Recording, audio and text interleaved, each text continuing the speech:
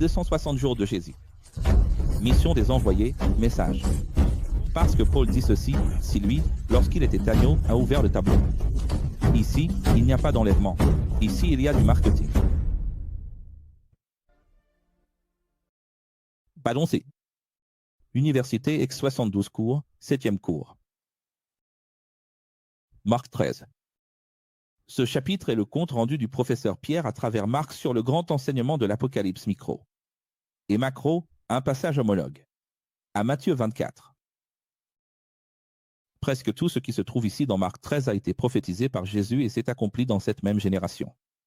Une génération dure 40 ans, il n'y a pas d'autre débat, c'est bien celle-là. De 66 à 70 après Jésus-Christ, micro. Apocalypse. Cependant, contrairement à ce que pensent les sceptiques, amillénaristes, c'est-à-dire ceux qui ne croient pas au millénium, ou les prétéristes qui croient que tout s'est déjà produit, les textes originaux révèlent le macro-apocalypse, où la moitié du monde sera perdu, tout comme cela s'est produit dans ce monde-là, à cette époque. Quand il est dit « l'un sera pris, l'autre laissé », il ne s'agit évidemment pas de l'enlèvement secret, du ravissement, mais de l'invasion des Romains, je le répète, de 66 à 70. La moitié des hommes d'Israël sont morts. D'ailleurs, plus de la moitié s'est révélée.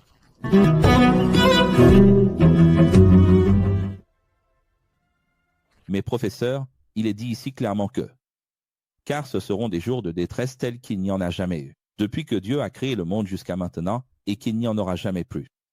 Et on aura bien. Chaque fois que la Bible utilise des mots comme jamais, rien, tout, toujours, c'est parce qu'elle commence à employer un langage hyperbolique. Donc il est dit, et il n'y en aura jamais plus. C'est ici que les catholiques interviennent, la théologie catholique amillénariste, et c'est aussi là qu'apparaît la théologie presbytérienne, prétériste ainsi que d'autres. Oui, des ramifications théologiques qui croient que tout s'est déjà produit, qu'il n'y a plus rien à venir. Et, croyez-le ou non, encore une fois, les déséglisés ont quitté l'Église et il y a des millions de déséglisés qui tombent dans ce piège, croyant qu'il n'y a plus rien à venir. Plus il y aura de personnes qui croient qu'il n'y a plus rien à venir, plus ce sera intéressant. Tous les jours à venir sont déjà en train d'arriver. Parce que s'il n'y avait vraiment plus rien à venir, dites-moi, ce jeté que je viens de montrer, que vous ne voyez pas, vous qui suivez le cours, mais chaque jour j'ai un jeté ici, et je viens d'en montrer un. Un haut gradé, un grand. Commandant des forces israéliennes, musulmans. Dites-moi, si cela n'est pas absolument biblique, eschatologique. Un commandant musulman pour la première fois dans les forces israéliennes, et maintenant il va y avoir des soldats musulmans qui vont travailler pour l'armée israélienne au nom de la paix. Mon Dieu, tu ne vois pas? Mais allons-y, expliquons ce texte. Alors il est dit, il n'y en aura plus jamais. C'est bien ça? Comment on sort de celle-là? Voilà, regarde. Rien que la première, la Seconde Guerre mondiale, et la guerre froide réunie, c'était déjà bien pire que la guerre de 70, oui ou non? Oui. On peut même parler de l'an 132 à 136, qui correspond à une autre invasion de l'empereur Adrien. Lui aussi romain, qui est revenu et a de nouveau détruit Jérusalem, c'est-à-dire ce qu'il restait à détruire, tuant 600 000 juifs et vendant une grande partie de ceux qui n'avaient pas fui, comme esclaves. Ça fait combien de 70 à 132? 62 ans plus tard, 60 ans plus tard, ils ont envahi de nouveau. Et encore une fois, il y a eu un nouvel apocalypse, un autre micro-apocalypse. Sauf que cette fois, c'était le micro du micro. C'était un nano-apocalypse. Appelons ça un nano-apocalypse. Nano. Tu arrives à comprendre ça ou pas? Imagine si un nano-apocalypse a déjà tué 600 000 personnes, tu peux imaginer ce que c'est un micro ou un macro. Et ici, je dis que s'il n'y aurait plus jamais rien de semblable, si ce texte dit vraiment ce qu'il affirme, alors, comment toutes les guerres qui ont suivi ont-elles pu arriver? Bien pire que celle-là, non? Alors, qu'est-ce que le texte veut dire? Donc, plus jamais, ce sont des expressions hyperboliques, poétiques, qui font partie de la beauté des prophéties. Il n'y aura plus un micro-apocalypse de ce genre, où plus de la moitié sont morts et où le temple a été détruit. Détruit. Quel est le point central? Du contexte, la sémantique. Le temple, mon fils. Donc, quand Adrien a détruit, il n'a pas détruit le temple, car le temple était déjà détruit. Quand il y a eu la première guerre était mondiale. Et ce n'était pas au temple. Quand il y a eu la seconde guerre, la seconde, Donc voilà, il n'y en aura plus jamais. Il n'y en aura plus jamais, détruisant le temple. Pourquoi? Parce que la troisième guerre, non plus ne va pas détruire le temple. N'est-ce pas? Mais la quatrième guerre, probablement, détruira presque le temple, parce que la Bible dit qu'Israël sera encerclé et que Jésus viendra, pour protéger. Si la Bible dit qu'au moment où Israël sera encerclé, Jésus viendra pour protéger. Où était Jésus pour protéger en 70? Il n'a pas protégé. Il a protégé? Non. Donc c'est évident, non? Aucune de ces guerres ultérieures n'a détruit le temple. Quel est le centre du texte? Oui, le temple. Le temple. Et tout le contexte de ce que Jésus dit a commencé. En regardant les pierres du temple et les magnifiques marbres blancs au sol. Bien. Alors, les gens ne comprennent pas la Bible. Parce que ce texte de Matthieu 24 est le passage équivalent dans Marc 13. Commence par « Regarde comme ces pierres du temple sont belles. Regarde comme ces marbres du sol. Du temple sont magnifiques. » Il s'agit du temple. Ça commence avec le temple, ça se termine avec le temple. Quand il termine tout et prononce les prophéties, il dit « Il n'y en aura plus jamais un comme celui-ci. Il n'y en aura plus jamais une comme celle-ci qui détruira ce temple. » C'est-à-dire qu'on ne va pas reconstruire ce temple pour ensuite le détruire à nouveau. Le renverser encore une fois. On ne va plus le relever pour le détruire. Tu comprends? Le temple était le repère, n'est-ce pas, prof? C'est le repère. Et là, il y a plein de gens stupides qui arrivent. Qui est Akio? Pour qui Akio se prend-il? Quel âge a-t-il? Où est-ce qu'il est né? Quelle est sa biographie? Quelle est son histoire? Quelle est son histoire de vie? Son argent? Son âge? Ses écoles? Audience? Combien regarde? D'abonnés sur la chaîne? Combien de likes? Combien de dislikes? C'est comme ça que les gens jugent. Qui est Akio pour affronter toute la théologie, tous les presbytériens, adventistes, méthodistes, assemblées de Dieu, baptistes, catholiques, tout le monde. Je vous prouve en moins de 5 minutes que j'ai raison et qu'ils ont tort. Indiqué. Je ne sais pas pourquoi, je suis juste là en train de prouver, c'est tout. Je sais juste que c'est ça la cohérence, et point final. En plus de cela, pour les évangéliques, Jean a écrit l'Apocalypse entre 80 et 100 après Jésus-Christ. Pour les catholiques, il a écrit avant 70, à l'époque de Néron, vers 62, 66. Quel est le sens pour Jean de l'Apocalypse d'écrire après que tout soit arrivé? Dis-moi. Ou quel est le sens d'écrire seulement 5 ou 10 ans avant? Pour prévenir qui? Ça a du sens? L'Apocalypse commence ainsi, Jésus m'a tout révélé. Pourquoi Jésus viendrait-il apparaître, tout révélé, à un homme qui n'arrive même pas à envoyer une lettre parce qu'il est en prison? C'est ça. Parce qu'il est sur une île. Il est isolé. Il n'est pas là sur l'île, il n'est pas à Patmos? Oui. Comment va-t-il prévenir le monde, mon Dieu? Il m'a déjà tout révélé, il t'a tout révélé à toi aussi. Mais pourquoi, mon cher? Pour que le monde ne le sache pas. L'Église catholique a des trucs comme ça, c'est pas possible, tu vois? L'archevêque est en train de me regarder maintenant. La sœur, l'évêque, le pape. C'est pas possible. C'est mensonge sur mensonge, c'est pas possible. Vous mentez. Si tu es catholique maintenant, si tu es un leader catholique, quitte et viens devenir professeur à l'école de Jésus. Tu entends? Leader catholique? Parce que je sais combien de Bibles j'ai vendues à des prêtres. Écoute, c'est pas possible. C'est pas possible. Regarde un peu la folie. Donc nous sommes amillénaristes parce que tout est déjà arrivé. Parce qu'en réalité, Jean écrivait l'Apocalypse. Déjà entre 62 et 66 après Jésus-Christ, à l'époque de Néron. Et Néron, c'est la bête. Parce que la marque, c'est celle de Néron, de la bête. Franchement, c'est pas possible. Ça n'a pas de sens. Pourquoi Dieu aurait-il tout révélé à Jean? Exilé, emprisonné et exilé, la tradition catholique dit qu'il a été jeté dans une cuve d'huile bouillante. Ah, quoi? Bon, tout ça. Et ensuite, en 70, tout détruire. Combien de personnes ont eu connaissance de l'Apocalypse qu'il a écrit? D'abord, l'Apocalypse est rempli d'énigmes. C'est absolument complexe. Presque personne ne comprend l'Apocalypse. Quel est ce message qui est révélé sans vraiment l'être? Révélé sans époque. Avec un révélateur emprisonné. Un révélateur mort ou isolé sur une île. Franchement, par pitié, on peut réfléchir un peu. En YVA, allez, on y va. Donc, 30% de ce que Jésus a prédit ici doit encore s'accomplir. Entièrement, où ça? Dans la macro-apocalypse. Macro-apocalypse. Nous avons donné ce nom pour que tu comprennes que Lorsque tu lis tout le chapitre 24 de Matthieu, verset par verset, tu vois qu'il y a un micro et un macro. Presque tout est micro. Certaines choses s'inscrivent dans le macro. Qui va arriver? Parce qu'en réalité, qu'est-ce que cet apocalypse de Jésus? Jésus ne répondait pas aux disciples. Jésus ne donnait pas un enseignement apocalyptique.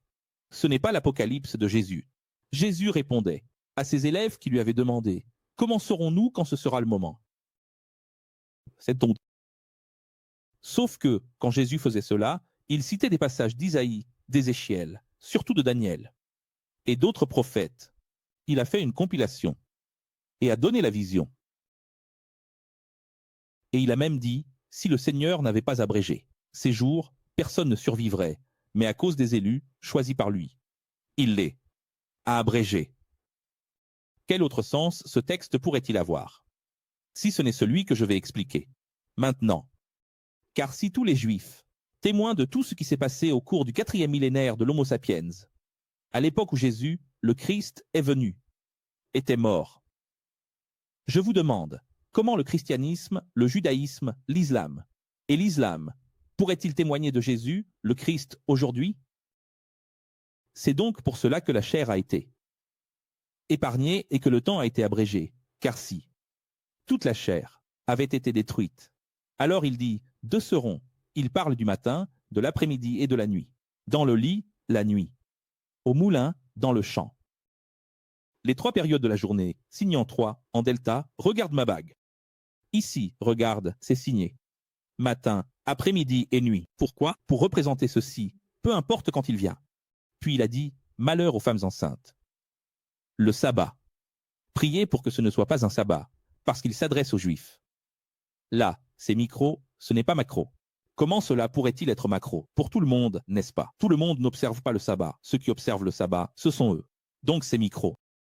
Mais ensuite, après avoir prédit à cette génération la destruction où l'un sera emmené pour mourir, ce n'est pas pour l'enlèvement, mon fils. C'est pour mourir. Tu n'as pas vu qu'il a dit, toi qui es sur le toit, fais attention, ne descends pas. C'est-à-dire, ne descends pas pour ne pas être emmené. Qui a dit qu'être emmené, c'est bien. L'Église dit être emmené, c'est être enlevé, emmené au mon Dieu du ciel. Si c'était bien, il ne dirait pas de ne pas descendre. Si c'était bien, il dirait, descends du toit, mon fils, et laisse-toi emmener. Il a dit, si tu es sur le toit, ne descends pas. C'est-à-dire que ce n'est pas bon d'être emmené. Mon fils, il ne faut pas être emmené. Être emmené, c'est pour mourir. Les églises enseignent tout de travers. Tout est faux. C'est pour ça que c'est la même logique que lorsqu'on a comparé Jésus au jour de Noé. On va voir ça dans Luc et Jean. Comme au jour de Noé, l'eau est venue et a tout emporté. Elle a emporté tout le monde au ciel. L'eau est venue et a emporté vers la mort. Qu'est-ce que fait l'eau? Elle emporte, non? Elle emporte. Elle noie. Tu comprends? Donc les gens ne comprennent pas la Bible. Là, ça devient compliqué, non? Et les professeurs de la Philosophex doivent comprendre pour expliquer. Ce sont de grandes révélations. Alors, pourquoi Dieu est-il intervenu là et a-t-il épargné? Ça n'a duré que 3 ans et demi, la guerre des Zélotes contre Rome. Parce que sinon, il n'y aurait plus de témoignage. Donc, quand il dit « l'un sera pris et l'autre sera laissé », se laisser, c'est laisser, écris-le, laisser comme témoin. Parce que malheur à nous, s'il n'en restait pas quelques-uns pour témoigner. Non, les choses doivent continuer. N'est-ce pas? Tu imagines les exterminer tous? Quel serait le sens? Et rappelons que c'était la grande vengeance de Jésus, n'est-ce pas? Parce que quand il est mort, tout doux comme un agneau sur la croix, il a dit « Laissez-moi faire, je reviens bientôt ». Sauf que personne n'a compris que son retour serait à cheval, incarné dans un général, avec une épée à la main et une torche. Yeah! Vous l'assure, cette génération ne passera pas avant que toutes ces choses n'arrivent. Encore, une fois, une hyperbole. Cela implique que tout se passe là-bas. Si tout s'est passé là-bas, alors il a dû revenir. Car dans le même texte, il parle de son retour. Vous comprenez? Oui. Il aurait donc fallu épargner Israël, il aurait fallu que les grandes prophéties de l'Ancien Testament sur la reconnaissance des Juifs envers le Seigneur se réalisent. Celles qui ont traversé, qui ont perduré. Donc ça n'a pas de sens, il faut comprendre les hyperboles, les choses. Tu vois? Le langage, il faut comprendre tout ça. C'est ce que je vous enseigne. révélé. Voici ce qui est plus grand que votre peuple. C'est le Seigneur. Même pendant le sabbat. Et allons-y. Incroyable, la signature. Jésus naît, +1, -1, le 0 n'existait pas. Va faire des recherches. Sans parler de l'erreur du calendrier avouée par le pape Grégoire, au VIe siècle, et par le pape Benoît XVI. Jésus est mort quand? Tout le monde, je veux que tout le monde écrive dans le chat. Le chat, c'est un cahier numérique. Je veux que tout le monde écrive ça. Dans ton cahier, écris ça. Regarde ça, regarde quelle merveille. Jésus meurt. Quand?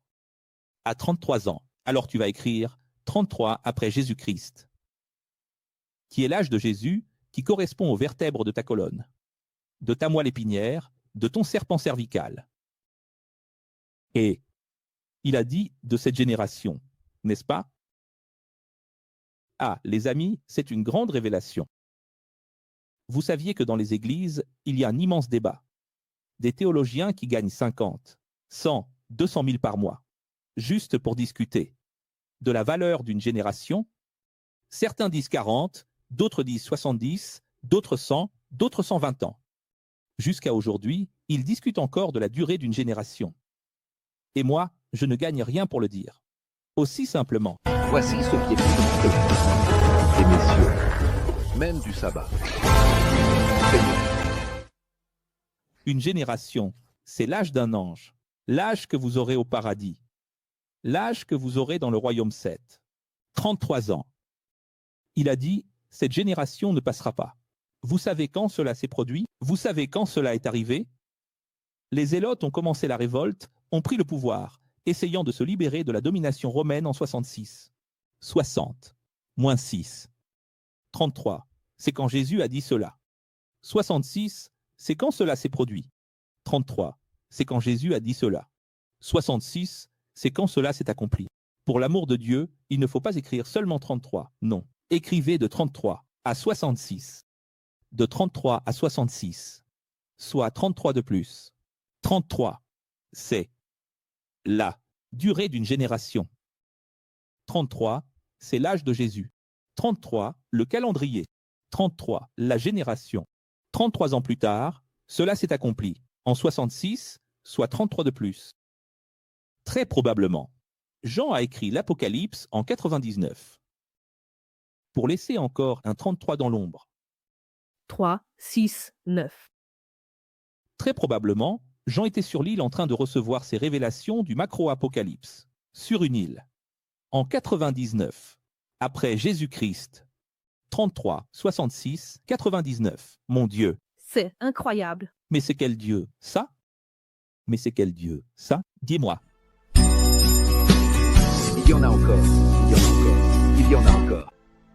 C'est incroyable, non? C'est vraiment incroyable. C'est tellement incroyable que c'en est crédible.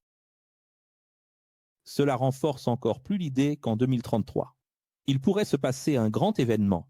Non? Tu arrives à comprendre le 33, ou pas? Oui.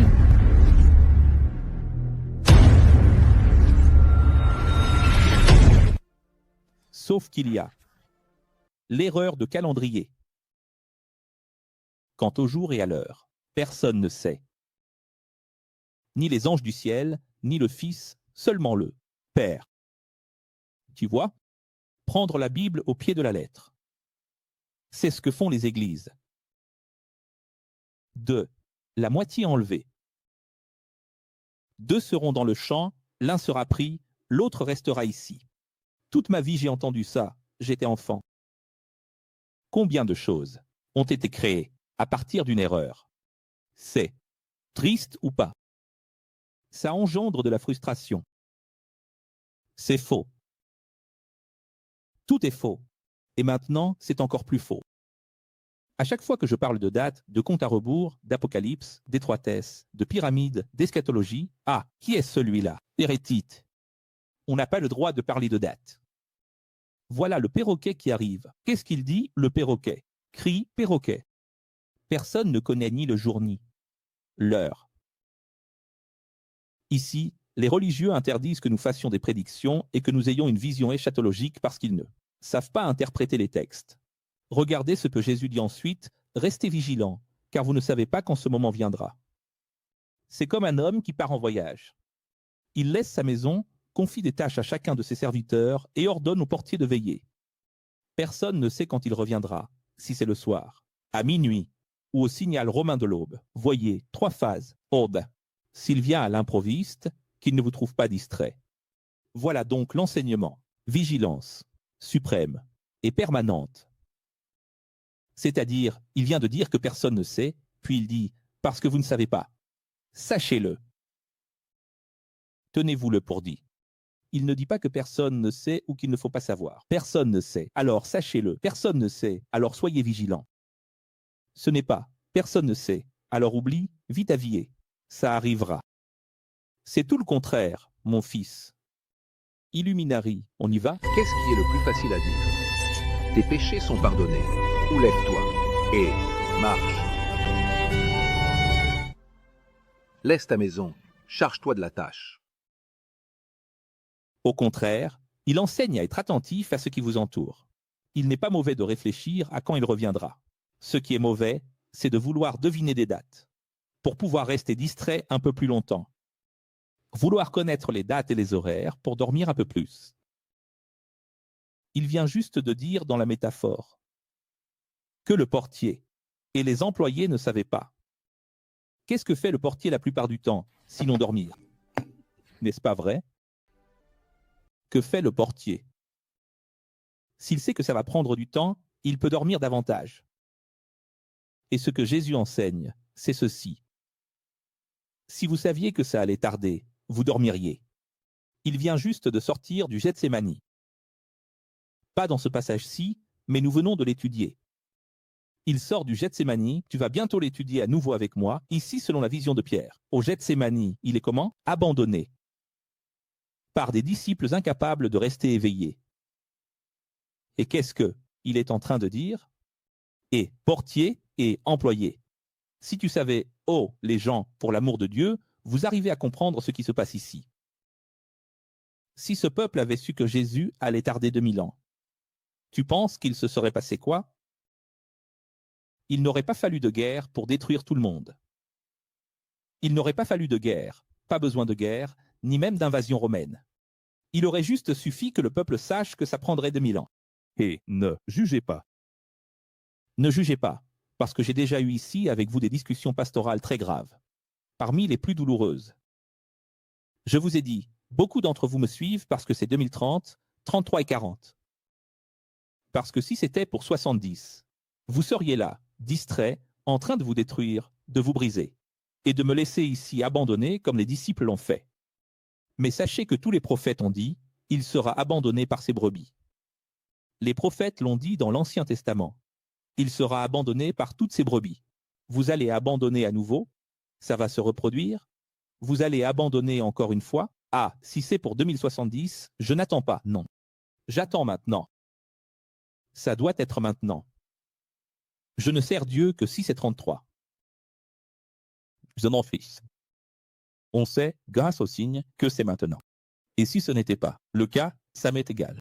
Et si la GT de 7, qui signifie la connu X, allait jusqu'à 70? Et si ça commençait à 33 et allait jusqu'à 66? Avec 33 ans de génération, 33 ans de souffrance. Et si la GT durait 33 ans? Qu'est-ce que vous allez faire? Vous perdez déjà la foi aujourd'hui. Je n'ai pas fait de pastoral cette semaine ici, à propos d'un professeur impliqué dans des actes illicites, des stupéfiants et des dettes. Et aujourd'hui, je n'ai pas vu là-bas le professeur que j'ai dû écarter de tout, demander de l'argent, tu as vu, professeur, qui n'est plus professeur. Il ne l'est plus et ne le sera plus. Je n'ai pas fait la pastorale, c'est lui qui est allé là-bas demander de l'argent à tout le monde. Alors, comme ça ne sert à rien. Tu vois, qu'est-ce que je lui ai enseigné ici? Rien de ce que j'ai enseigné ici. Il s'est servi de moi comme vitrine pour réussir à payer sa dette. Il s'est servi de moi comme vitrine. C'est une bonne personne, elle est désespérée, d'accord, mais c'est une erreur. Ce n'est pas pour ça qu'on l'a engagé. Alors c'est là, regarde. Oui, Nous sommes éveillés, attentifs, tellement attentifs que, au-delà d'imaginer, les sages calculent, et le calcul c'est les mathématiques, et les mathématiques c'est la philosophie, et la philosophie c'est la sagesse, et la sagesse c'est la parole, et la parole c'est Dieu. En parlant de 33, Jésus. En parlant de 66, l'Apocalypse. En parlant de 99, Jean écrivant l'Apocalypse. Regarde 33, 33, 33. Tic. Et là, dans 99, Jean dit ceci, que celui qui a de la sagesse calcule. Quel est ce Dieu qui dit de ne pas régler? Quel est ce Dieu qui fait le contraire? Mon Dieu, toutes les métaphores de Jésus parlent d'investir et de veiller. Toutes les métaphores de Jésus parlent d'investir et de veiller. Tu sais ce que veut dire veiller dans le système religieux, dans les églises? Et il disait, tu n'as pas le Saint-Esprit. Ah, c'est parce que toi, si tu t'humiliais, tu as été blessé à l'église, n'est-ce pas? On t'a blessé, hein? Tu n'as pas le Saint-Esprit. Si tu avais le Saint-Esprit comme nous, viens à l'église avec moi un jour, pour ressentir la présence de Dieu, tout ça. C'est triste, non? Tu sais, le Saint-Esprit qu'ils disent avoir, c'est le Saint-Esprit qui dit que la moitié sera enlevée.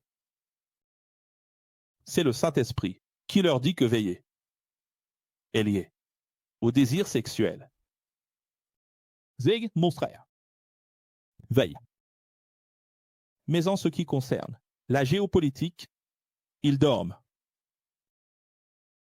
En ce qui concerne les faits, les événements historiques, ils dorment. Quel Dieu pauvre c'est, non, qui ordonne de surveiller les hormones? Surveille tes hormones. C'est triste. N'est-ce pas? C'est vraiment difficile. Continuez. Allons à Marc 14. Le récit d'une art pure et de la conscience envieuse et vengeresse de Judas nous révèle l'hexagramme de la coexistence. Pourquoi? Vous savez ce que c'est l'hexagramme de la coexistence? Jésus dira, vous direz. Il dira, j'ai eu confiance en toi, mais toi, tu n'as pas eu confiance en moi. C'est pareil aujourd'hui. Nous faisons confiance aux gens, mais ce sont eux qui ne nous font pas confiance. Judas et Thomas ont reçu des preuves de confiance. Jésus ne leur a-t-il pas fait confiance? Il ne leur a pas même confié l'argent? Oui. Je leur ai même confié l'argent. Ils ont été appelés, mais ils ont douté, jusqu'à comprendre, bien, plus tard, et à un prix élevé. Il y a eu un prix élevé à payer. La série The Chosen montre cela très bien. Un prix élevé. Pierre révèle que l'endroit où il a organisé la nuit du dernier repas pour célébrer la Pâque était dans le cénacle, prêté ou loué. Et regarde comme c'est beau. Une petite salle? Non.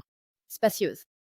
Une salle spacieuse. Spacieuse. Cette image que vous avez là, du petit dernier repas, une petite table avec 12 disciples, ça, c'est une invention des artistes catholiques. Depuis 1000 ans. C'était une salle spacieuse. Et la Bible dit même meublée. Et prête, c'est-à-dire organisée. La Bible donne même l'étage. À l'étage supérieur. Donc, c'est là que Jésus se réunissait pour que tu comprennes, parce que les gens disent « Ah, il n'y a pas de base biblique pour savoir où Jésus se réunissait. » Mais si, il y a une base biblique. Et c'est même écrit, regarde, Pierre précise encore, le maître leur a dit « Allez là-bas. » Et organisez. Tout. Faites tous les préparatifs. Ils vont le révéler. Et quand le Seigneur a créé le monde, la sagesse n'était-elle pas là comme un maître artisan? Si Jésus appartenait aux églises, aux synagogues, pourquoi n'était-il pas dans l'une d'elles? Comment le système ment-il? Pourquoi n'était-il pas dans les maisons juives avec les chefs religieux ce jour-là? Pourquoi n'était-il pas? Pourquoi était-il dans une salle louée, qui n'avait ni autel, ni chair sacrée? Où est la direction religieuse? Assise sur des bancs spéciaux ce jour-là? Où sont les théologiens? Dis-moi, où est la chorale, l'orchestre? Où sont-ils? La Sainte Seine, n'est-ce pas? Vous n'appelez pas cela la Sainte Seine, qui n'a jamais été sainte, parce qu'il n'y a de ça nulle part. Il n'y a jamais eu d'expression sainte. Vous pouvez retourner la Bible dans tous les sens.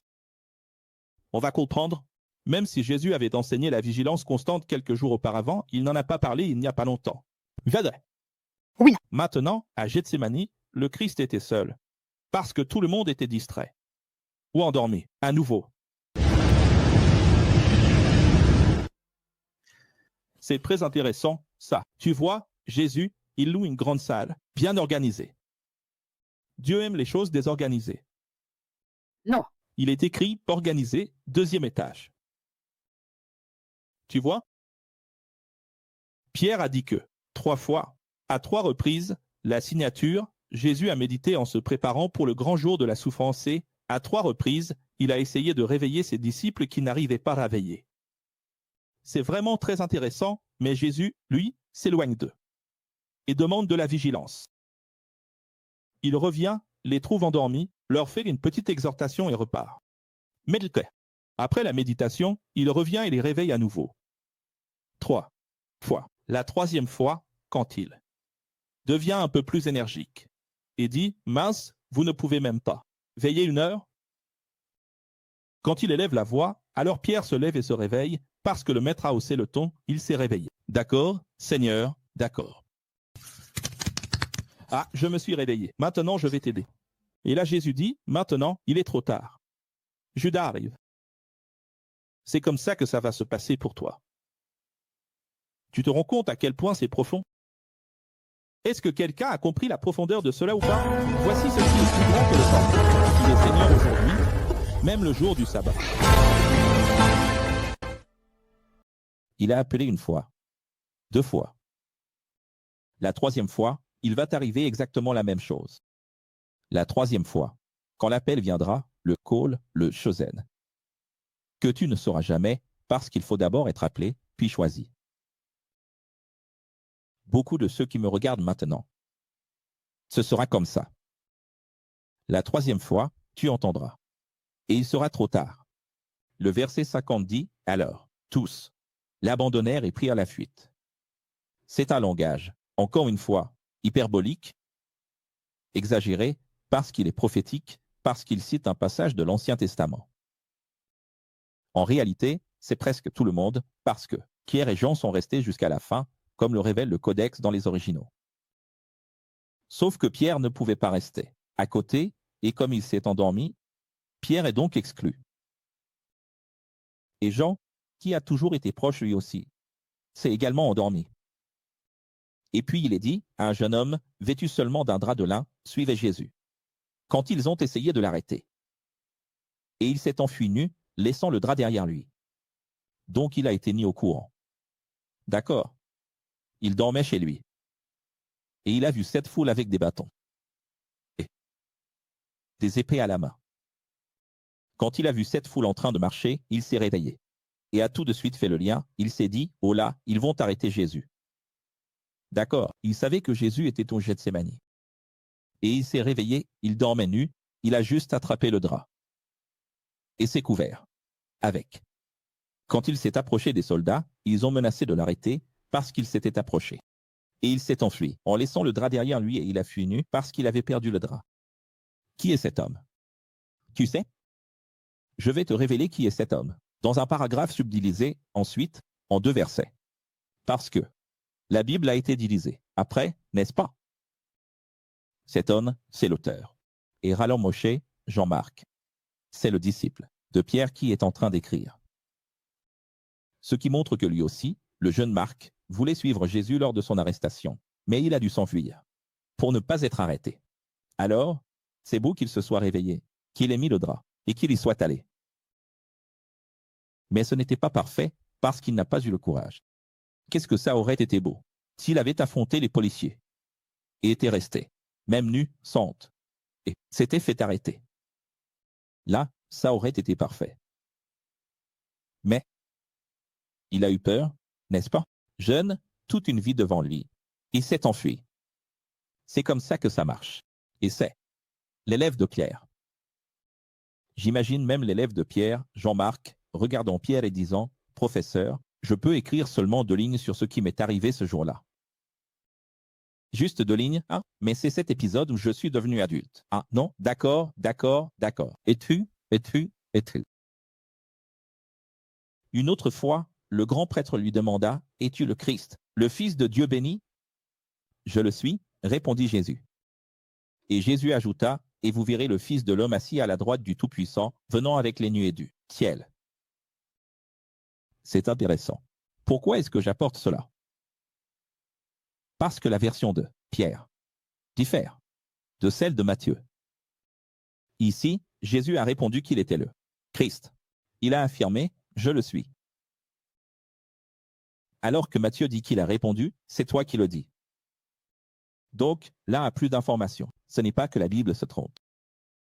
L'un avait plus d'informations, l'autre en avait moins, n'est-ce pas? Comme aucun d'eux n'était au Sanhédrin, est-ce que l'un d'eux était au procès?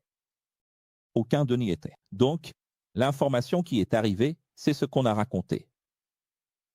Dans un autre passage, Pierre nie 3 fois qu'il connaissait Jésus et qu'il était son disciple, afin d'avoir le droit de rester là comme espion, infiltré, du moins dans la cour du tribunal, aussi près que possible de son maître, comme le révèle le codex original, contrairement à ce que disent les églisés, les théologiens. Quand Pierre a vu que ce que Jésus avait dit sur lui s'était accompli avant le signal romain de l'aube, le chant du coq, c'est-à-dire la relève de la garde, il s'est mis à pleurer en réalisant à quel point Jésus le connaissait. Révélation. Et quand le Seigneur a créé le monde, la sagesse n'était-elle pas là comme maître artisan? Voilà la justice du Créateur. Regardez comme c'est beau, les amis. Regardez ce sablier, cet hexagramme. À 3 reprises, Jésus a essayé, la musique monte, de réveiller Pierre, pour qu'il lui tienne compagnie, veille sur lui. Maintenant, obligé de rester éveillé, porté par l'adrénaline de la peur, Pierre devra aussi, à 3 reprises, mentir pour rester proche du maître qu'il a abandonné au moment le plus crucial. Quel est donc ce Dieu à la justice parfaite? Tu n'as pas encore compris? Je vais encore te l'expliquer. Je t'ai demandé 3 fois. Les amis, ce Dieu-là, regardez, je vais faire un zoom ici, gardez la musique comme ça. C'est important.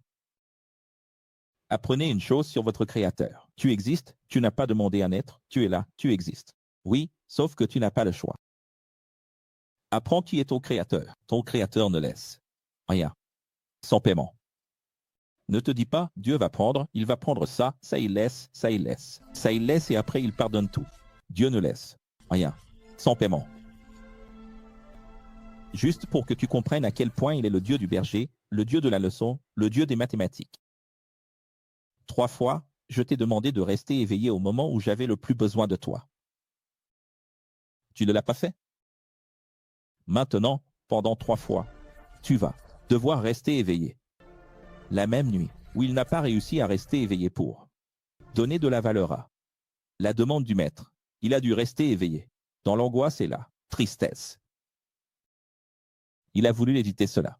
Et il a payé le prix. Ah, tu ne veux pas rester éveillé? Tu vas rester éveillé. Maintenant, tu vas rester éveillé jusqu'au matin. Et tu vas pleurer amèrement à la fin.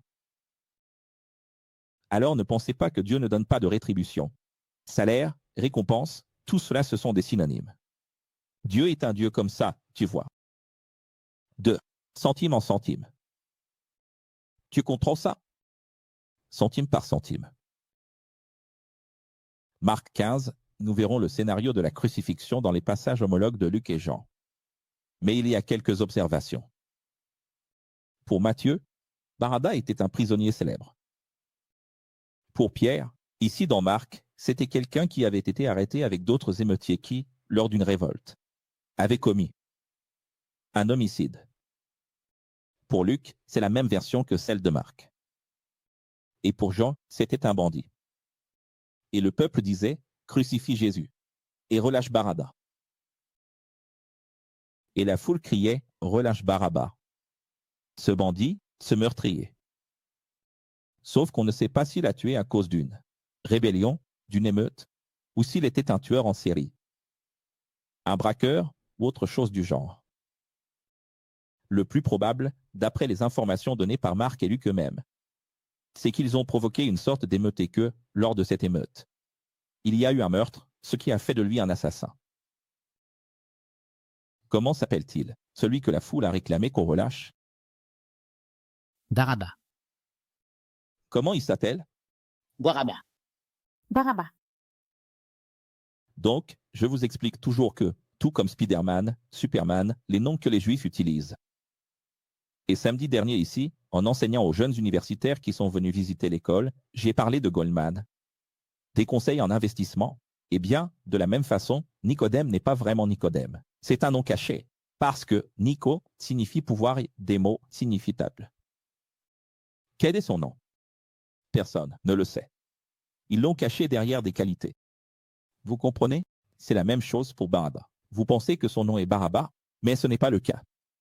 De la même façon, vous pensez que Talita était Talita, mais Talita signifie fille. Vous pensez que Madeleine est Madeleine, mais Madeleine signifie dame.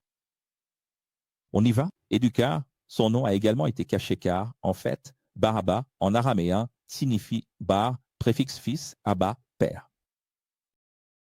Bar, anglais. Ada, dar, fils de Sauter. Donc, en fait, ils n'ont rien révélé du tout. Ils ont caché qui est l'assassin. Relâché. Le fils de son père. Qui est-ce? Personne ne connaît son nom. Le fils de son père, c'est Barabas, personne ne sait. Tu comprends? Et toute ta vie, tu as cru que Barabas était un nom, n'est-ce pas? Oui. Toute la crucifixion et la résurrection ont été marquées par les chiffres 3, 6 et 9. Regarde, vers. On y va, les gens? 3 heures de l'après-midi. 3 heures de l'après-midi. D'une voix forte, Eloi, Eloi, lama sabachthani. Ce qui signifie, mon Dieu, pourquoi m'as-tu abandonné?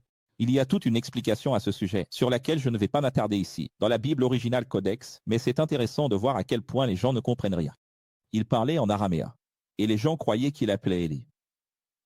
Tu vois comment fonctionne le système. Comment les gens comprennent les choses, tu comprends. Marie-Madeleine, Salomé et Marie, mère de Jacques, ont acheté des aromates pour embaumer le corps de Jésus, mais en arrivant là, elles ont trouvé la pierre roulée, car le corps de Jésus, le Christ, n'était plus là. Revenons au verset 33.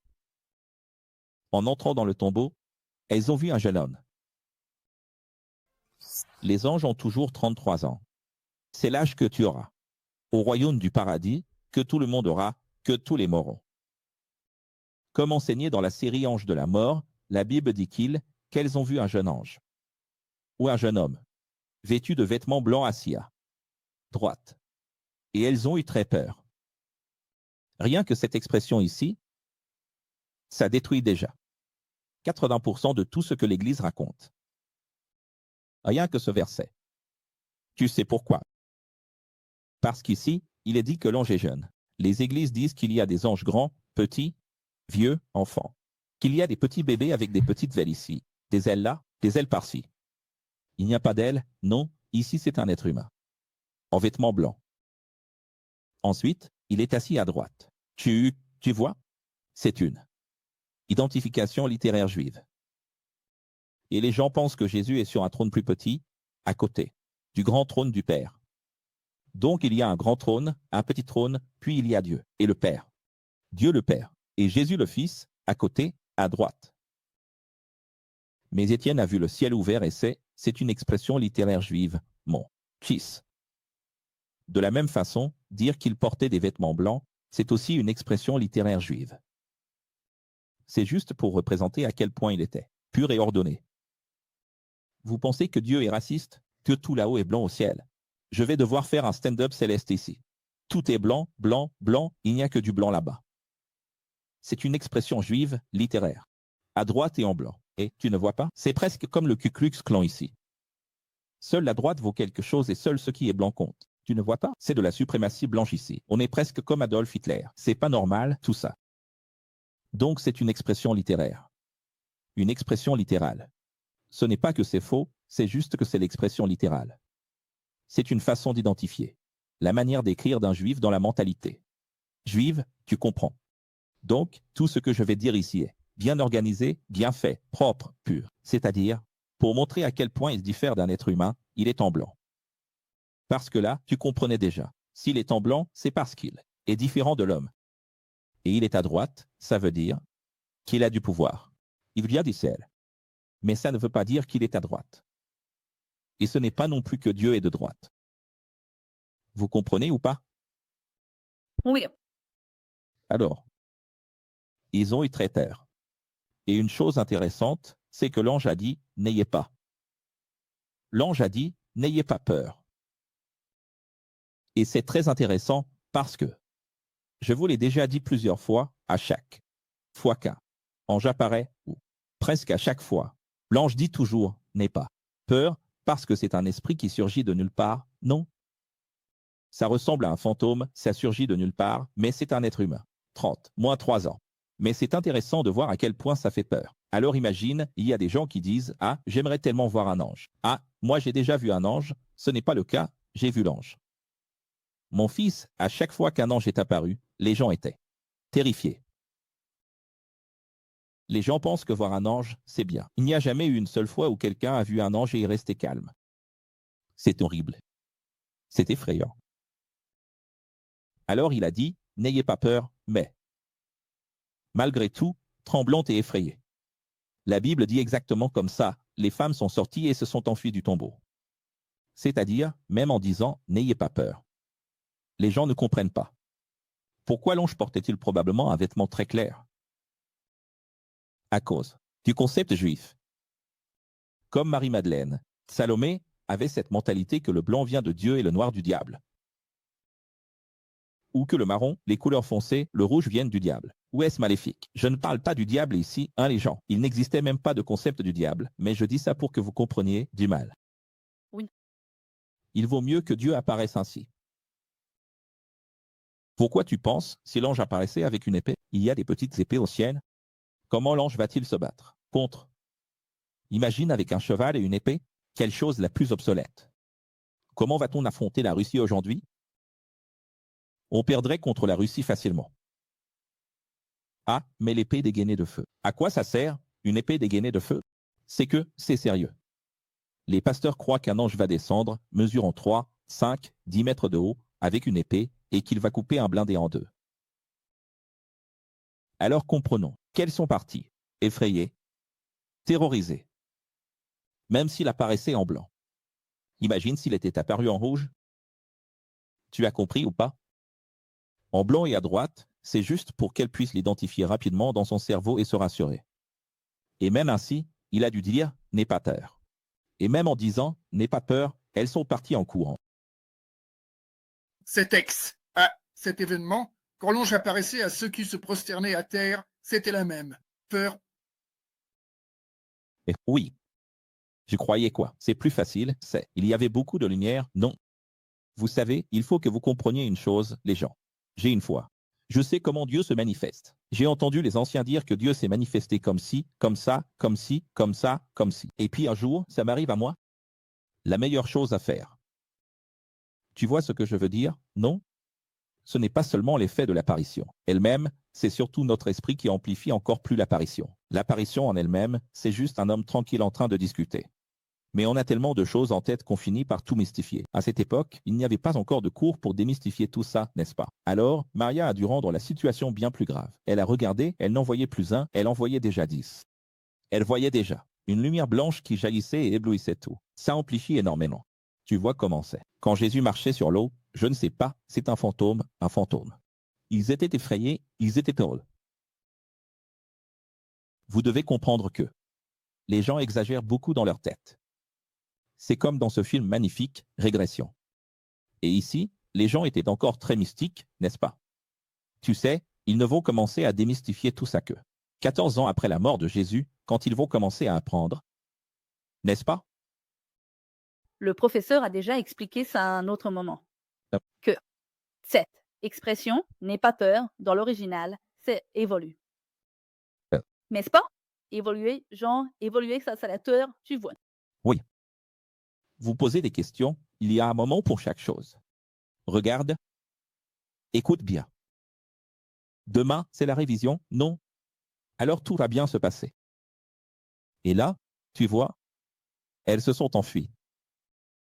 Quand même, n'est-ce pas?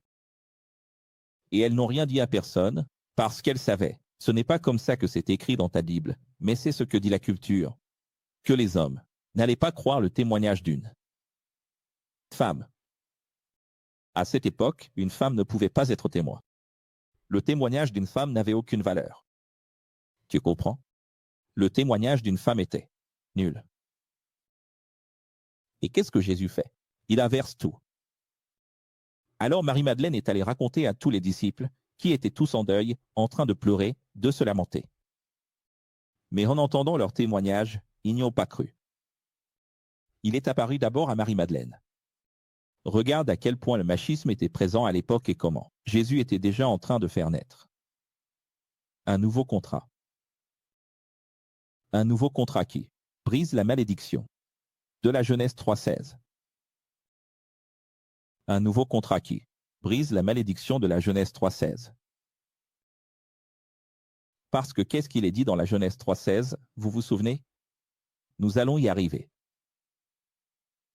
C'est là qu'a été institué le diable du machisme, le diable de la douleur de l'accouchement, le diable de la sueur du front, le diable des épines et des ronces, la dualité sur terre. Tu comprends ça? Et l'une des choses qui sont mises au même niveau que les épines et la douleur de l'accouchement, c'est que la femme doit obéir à un homme. C'est ce qui est écrit dans la Genèse 3, 15, 16. Ce n'est pas la volonté de Dieu, c'est le poids de la dualité. Et ici, quand Jésus vient 4000 ans plus tard, qu'est-ce qu'il fait? Il commence à passer à un nouveau contrat. Et comment fait-il cela? Par des actions, pas seulement par des paroles. Il apparaît d'abord. À qui? À qui? D'abord. À qui? Marie-Madeleine. Marie, Madeleine.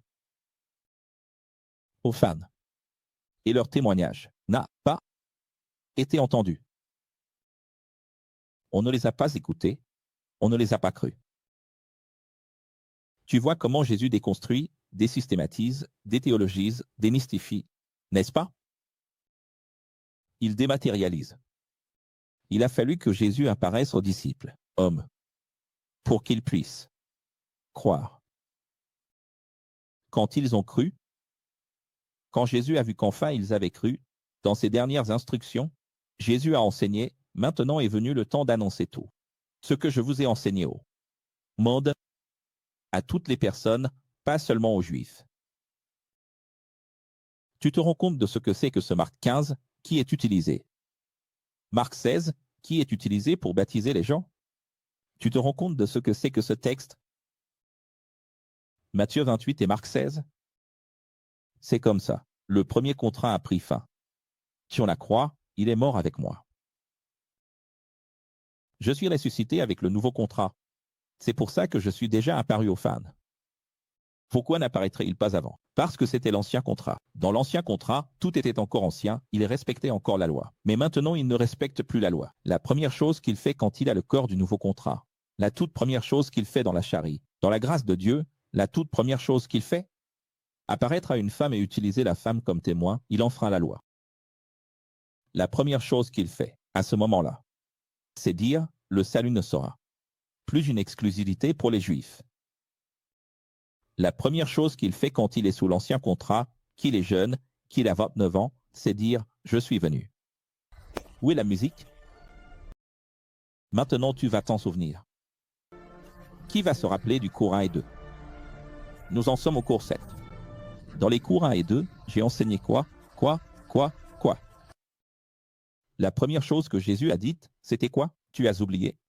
Il a dit, je suis venu accomplir la loi. Pour gagner quoi? Ce que nous appelons un alibi. Et maintenant qu'il est dans le corps ressuscité, qui est le nouveau contrat? La première chose qu'il fait, c'est ne pas respecter la loi. Maintenant, il n'a plus besoin de dire qu'il est venu accomplir la loi. Et c'est ça que les églises ne comprennent pas. Maintenant, il n'accomplit plus la loi. Maintenant, ce qu'il fait, c'est transgresser la loi en 2 actes. Premièrement, c'est une femme qui va témoigner. Deuxièmement, l'exclusivité pour les Juifs, c'est fini. Maintenant, je veux sauver le monde. Pendant le premier contrat, j'enseignais à Israël.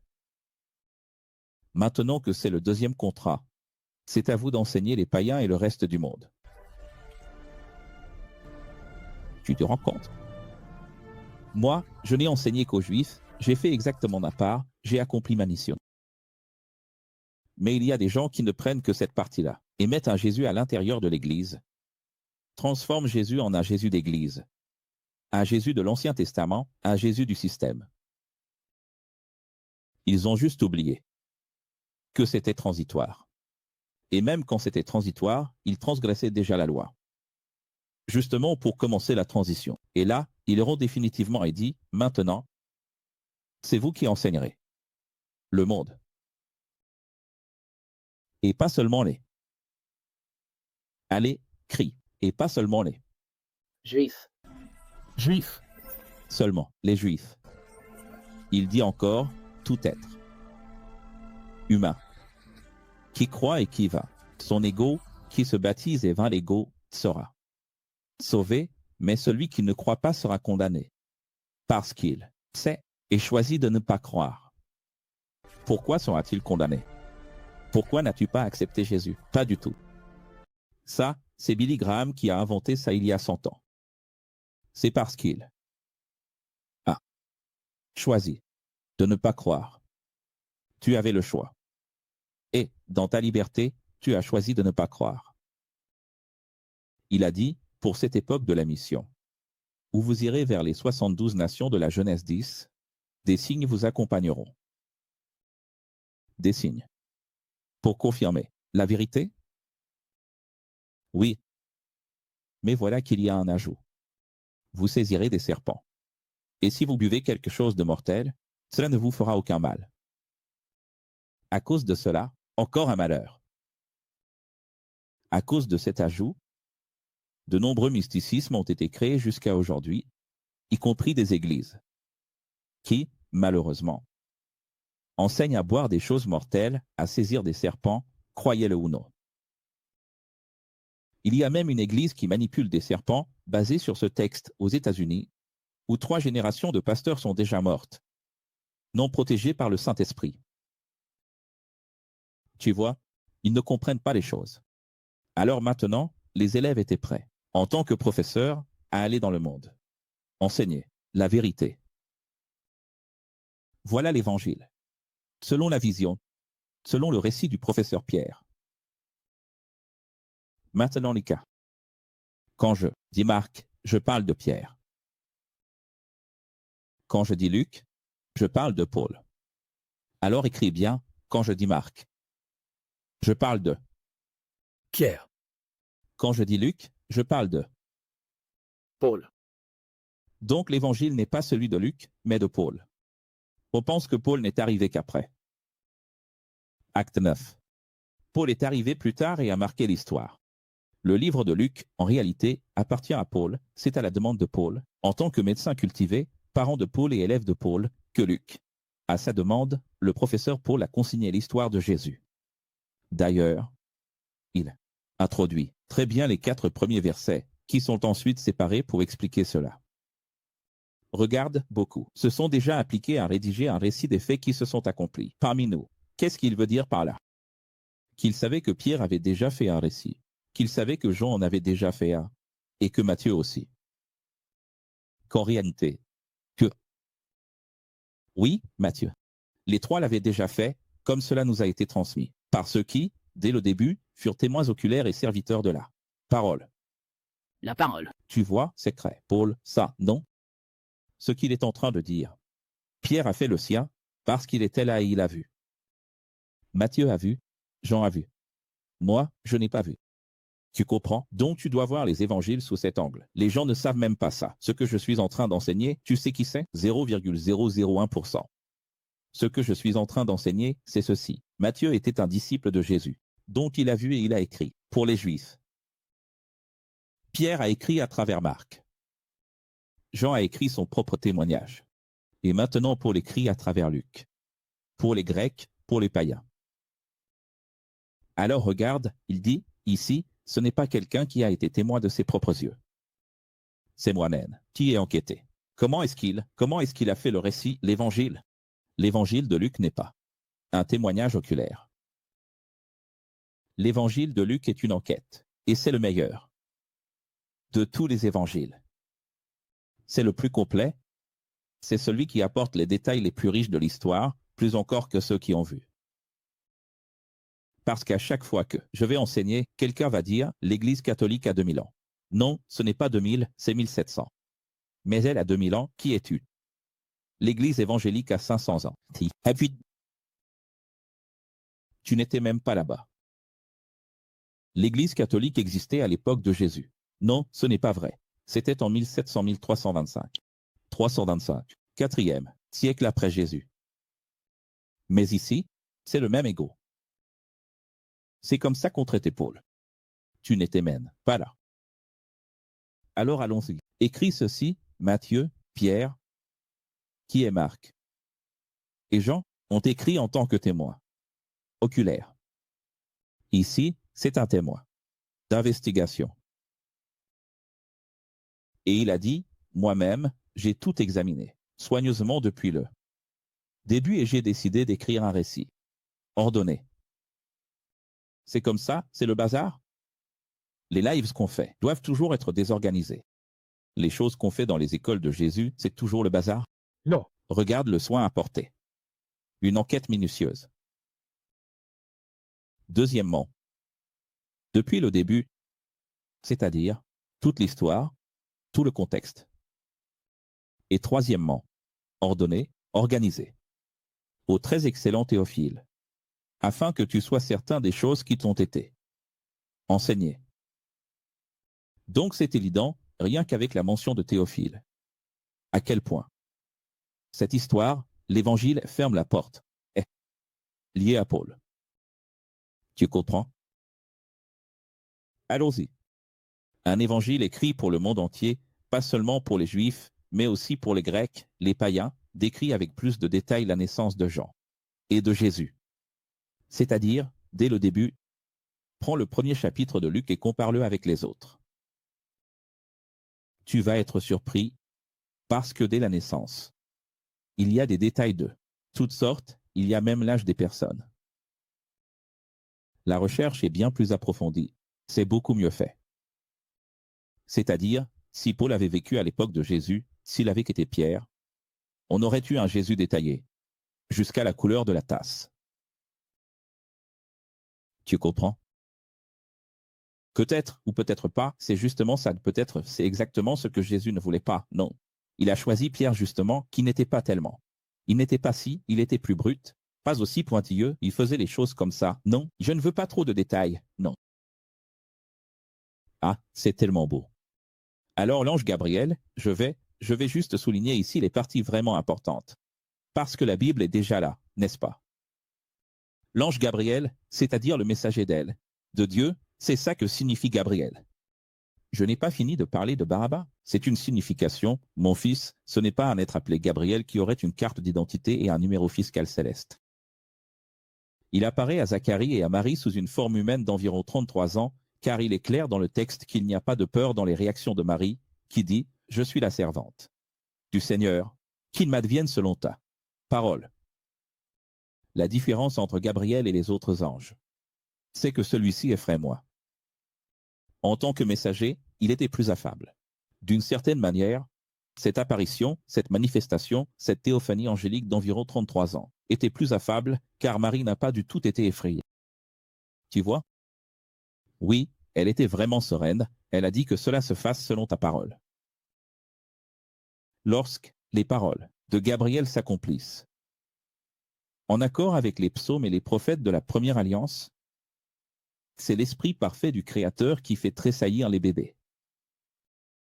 Alors, tu verras au verset 41 et 44 que, lorsqu'Élisabeth l'a appris, le bébé a tressailli de joie dans son ventre. Et après de nombreux textes de l'Ancien Testament cités dans l'inspiration d'Élisabeth et de Marie, le texte se termine. Et l'enfant Jean grandissait et développait son esprit. Où Jean a-t-il vécu? L'enfant Jean grandissait et développait son esprit. Il a vécu dans le désert jusqu'au moment où il devait être connu publiquement en Israël. Donc, Jean a passé une partie de sa jeunesse dans le désert, à l'écart, et il n'est apparu en public que lorsque le moment est venu. D'accord. Lic. T. En ces jours-là, César Auguste publia un décret ordonnant le recensement de tout l'Empire romain. Regarde le langage. C'est intéressant parce que Matthieu est simple, même s'il est très logique, très intelligent. Pour les Hébreux. Pierre est très simple, étant une personne très proche, avec une vision. C'est un témoignage important de quelqu'un qui a été si proche. Maintenant, Luc est vraiment le seul qui ait la capacité d'avoir un récit de Jésus qui s'adresse au monde. Parce que, pour s'adresser au monde, vous savez comment parler aux Grecs et aux païens, si ce n'est pas détaillé, n'est-ce pas? Oui. Donc, il faut que ce soit plus détaillé, plus élaboré, n'est-ce pas? Il faut que ce soit profond, convaincant. Et regardez, il cite Dieu. Le nom des empereurs, les détails, n'est-ce pas? Au verset 7, Jésus naît. Et nous allons mettre en avant ce que nous avons à la naissance de Jésus au vrai Noël. D'abord, il naît humblement, dans un berceau emprunté, qui était, en réalité, une mangeoire pour animaux. Fuyant, ce bébé, le système religieux et politique, en fuite, n'est-ce pas? Car on le poursuivait déjà pour le tuer. C'est-à-dire, ce bébé était déjà en fuite, c'est ça que je veux dire. Ce bébé Jésus, regardez, je vais l'écrire ici, le bébé. Jésus était déjà, dès son plus jeune âge, en fuite, à cause du système religieux et politique qui le poursuivait déjà tout petit, pour le tuer. Il ne parlait même pas, encore qu'il était déjà poursuivi par le système religieux. Et c'est incroyable quand on voit ce Jésus de la crèche, qui est un berceau emprunté, puis une ânesse empruntée. C'est-à-dire, il commence dans une simple crèche et finit sur une simple ânesse, lors d'un couronnement dans une monarchie. Très ironique, une grande ironie envers le système. Sa vie est un combat contre le système religieux et politique humain. Parce que combien de rois de la terre sont passés? Combien de rois dans ce monde sont passés? Et tous sont nés dans un berceau somptueux. Et tous ont voyagé dans des carrosses en or.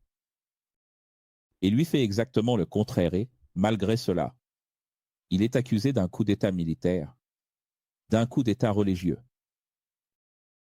On n'a jamais compris. Le petit Jésus. Une manifestation angélique quasi ufologique effraie des bergers qui ont pu apprendre, à travers les chars de feu du Seigneur, la naissance du Messie. Et cette manifestation était si belle qu'ils ont accouru là-bas et ont trouvé Marie, Joseph et le bébé couché dans le berceau, emprunté.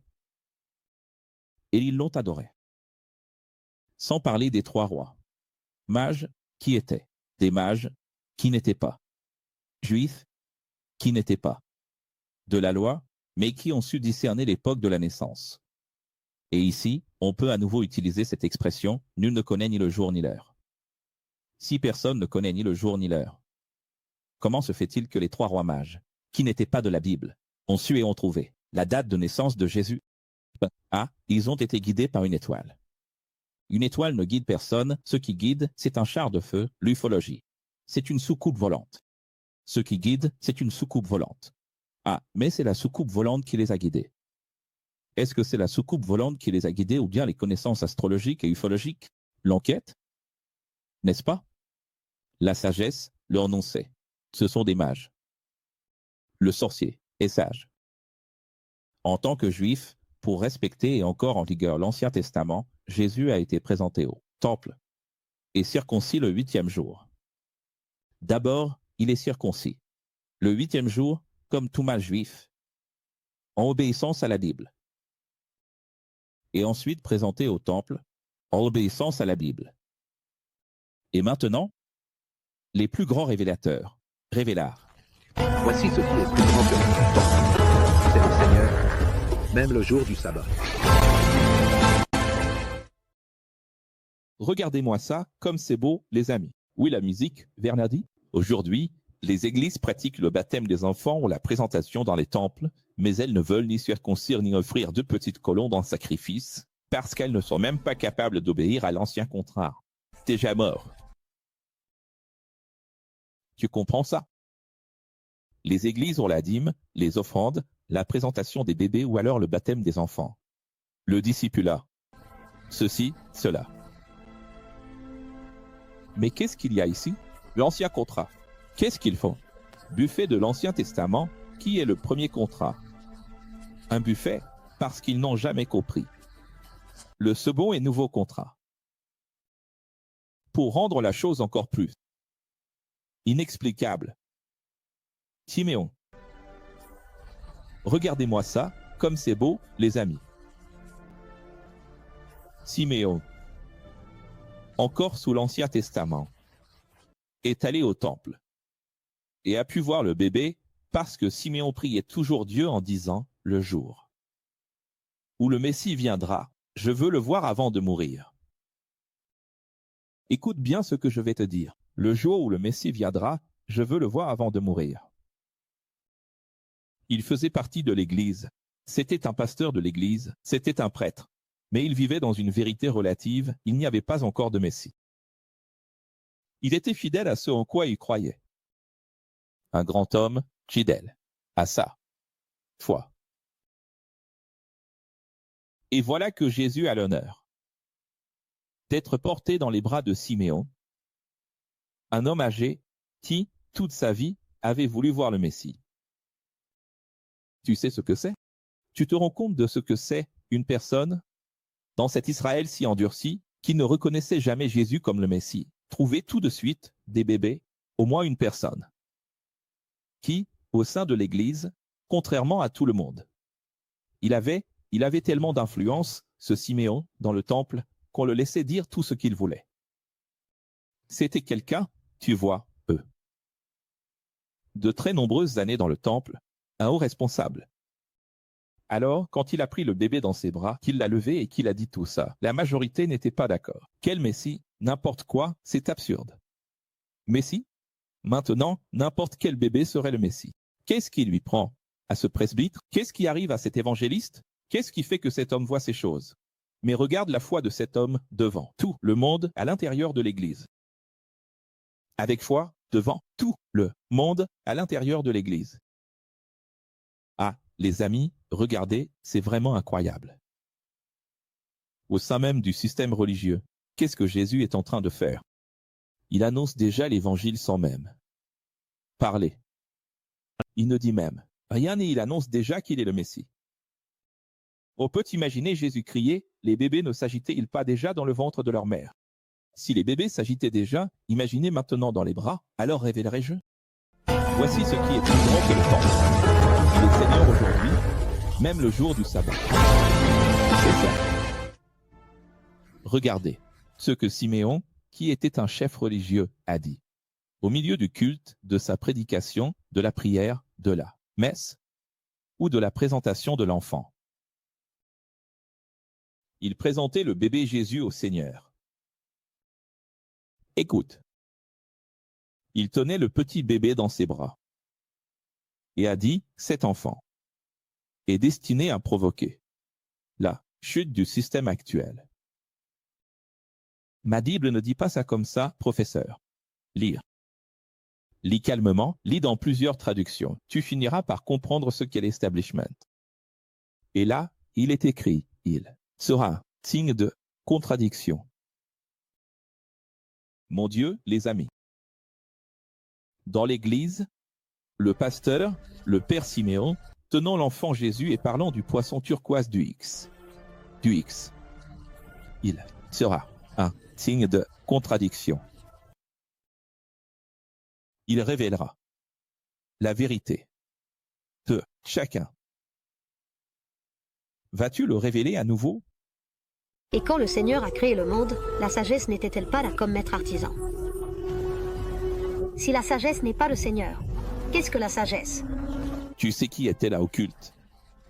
La prophétesse Anne, dont Paul et Luc décrivent les détails. Elle avait 84 ans. Fille de Phanuel, il donne même sa tribu, la tribu d'Azer. Regarde ça, regarde les détails de Luc et Paul. Dévouée, elle n'a jamais manqué un culte ni une messe. Il dit, elle n'a jamais manqué un culte.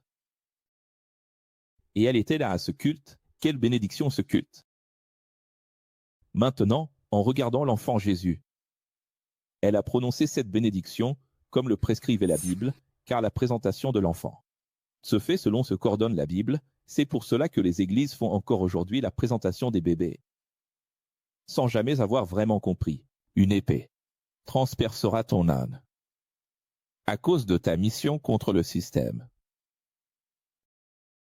Regarde ce que cet homme dit à l'intérieur du système, en plein milieu du culte. Pour l'amour de Dieu.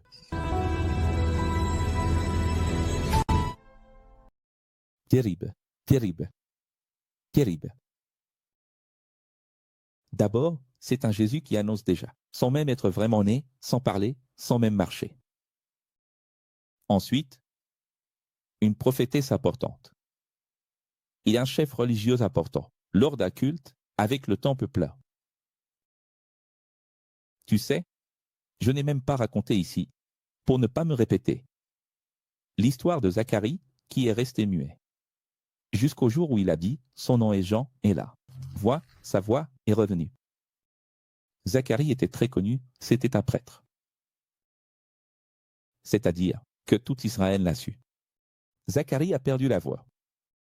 Sa femme a eu un enfant après tant d'années. Déjà. Après la période de fertilité, alors qu'elle n'était plus fertile, elle est redevenue fertile, c'est pratiquement l'accomplissement, le réaccomplissement du passage d'Abraham et Sarah. C'est-à-dire que tout Israël parlait de la naissance de Jean-Baptiste, tout Israël commentait le fait que l'enfant vivait dans le désert.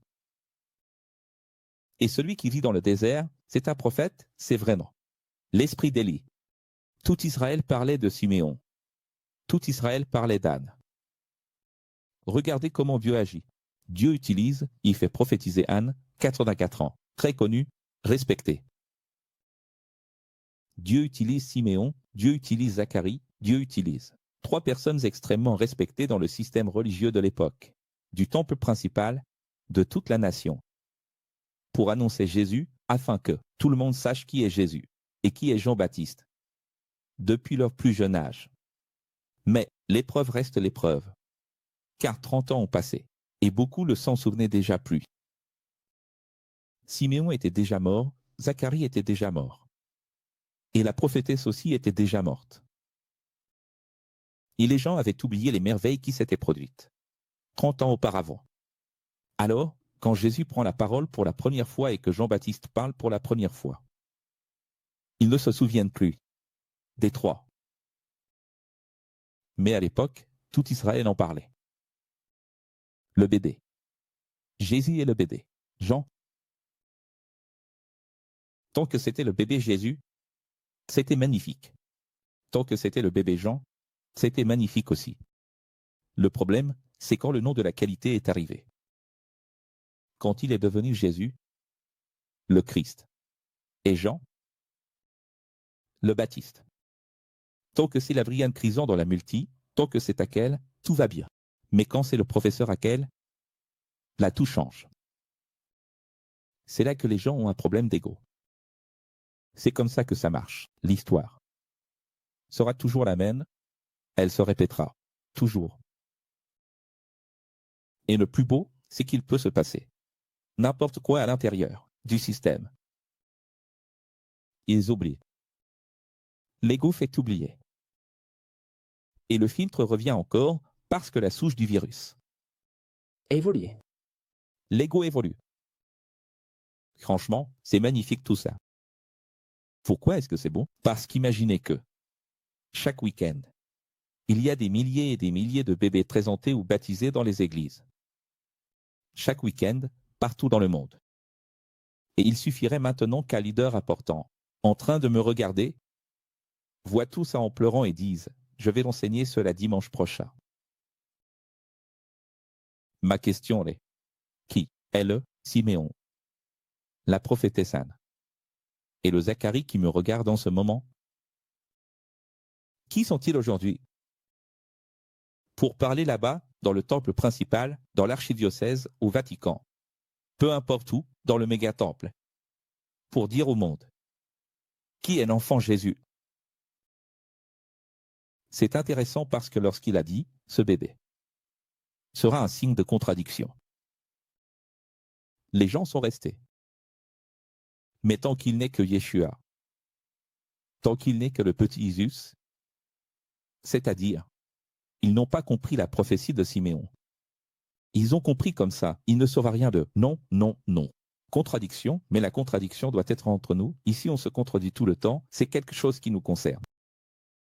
C'est l'enfant de la loi, parce qu'il n'avait aucun problème avec le fait que Jésus soit le Messie. C'est pour ça que personne n'a quitté le culte, parce qu'ils attendaient le Messie. Et il n'y avait aucun problème à ce que cet enfant soit le Messie. Le problème, c'était d'être le Messie contre le temple et contre la loi. Ce que personne n'imaginait, c'est que la fameuse contradiction que Jésus représenterait, ce serait contre le temple, contre la Bible et contre la Sainte Jérusalem. C'est ça que personne n'attendait. Et alors, ces églises n'ont pas accepté le Messie. Et je vous demande, est-ce que ça va se reproduire ou pas? Ça va se reproduire. Non. Ça va se reproduire. Ça va se reproduire. C'était le 7e cours, demain la révision des cours 5, 6 et 7. 1260 jours de Jésus. Mission des envoyés, des émissaires. Parce que Paul dit la chose suivante, c'est lui. Quand l'agneau a ouvert le tableau, ici, il n'y a pas d'enlèvement.